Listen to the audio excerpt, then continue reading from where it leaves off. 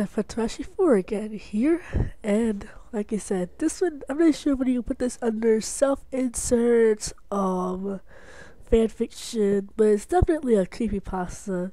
But I just call it a fan-made creepypasta, seeing as how it's so it's not the story, it's just the variation of it in that person's or your the reader's POV. Anyway, it's called Lost Silver dot dot dot. Make sure if you do look for it, it's Lost Silver dot dot dot and not just Lost Silver.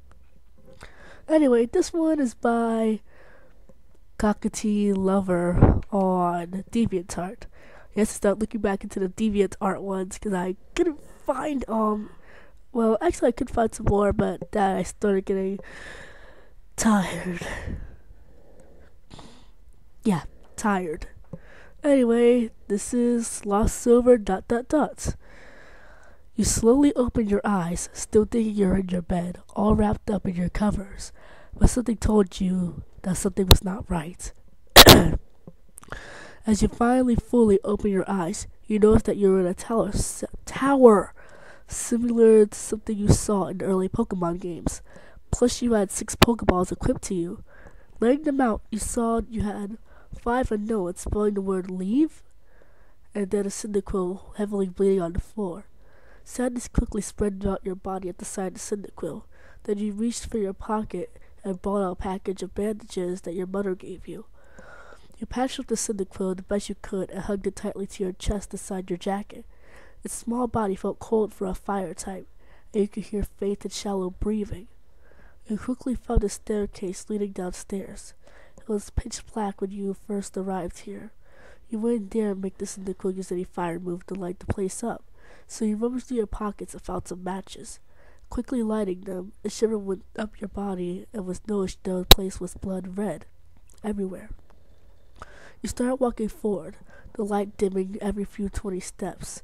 After a while of you walking, you reached a sign saying, "Turn back now." Well, to you it seemed you couldn't turn back, even if you wanted to, but you did. A lot. You began to slowly spin downwards. When you landed, you felt wetness on your cheeks, and you wanted to bring your arm up to wipe them. Wait, what arms? You had lost your arms, and that wetness on your cheek was blood. Blood pouring down into your jacket, clearly staining it. You checked to see if the Cyndaquil was still okay. You could still hear breathing, and the body seemed slightly warmer, but the Cyndaquil's condition was still pretty awful. Another level down, the Celebi began to follow you. You looked up to it and smiled. Even if half its body was missing, it weakly smiles back at you and lands on your head. As you slowly walked back, you saw people standing in the sidelines. You tried to talk to them, and you got silence as a response. You huffed and walked on. At the end stood Red. You could tell it was him, but he looked as pale as you. He sent down his Pikachu, and it seemed so sad and lonely. You would have offered it your cookie, but you don't have arms. Selby jumped off and initiated a battle with Pikachu, same thing over and over again. Perish song, and his health kept on going down until Selby suddenly used Pain Split, which surprised you since Celebi went no Pain Split. The Pikachu suddenly tried to attack you, and you rolled to the side at the same time. Red, what is wrong with you? You yelled as you ran left from another attack. Well, of course this was not Red. This is a nightmare. A really realistic nightmare. You ran up to Red and to at least hit him to knock some sense into him when his head rolled off. He let off a small scream as it did to the floor, and his body faded away. So did the Pikachu.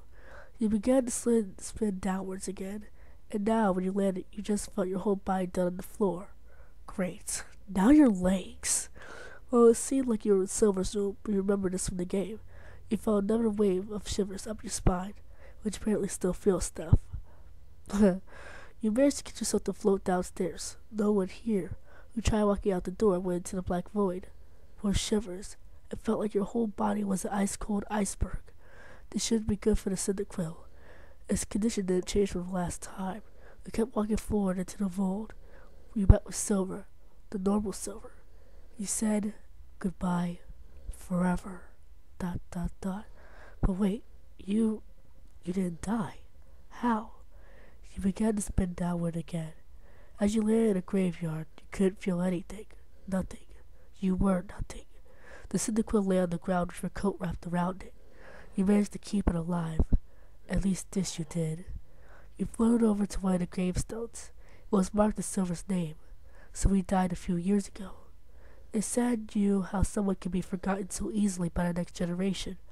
Yet some people don't forget, do they, Silver? They pass on your stories, try to keep you alive through words and accomplishment. Never forget, some still came for you, dead or not. You turned your gaze to the Cyndaquil, who seemed to be waking up.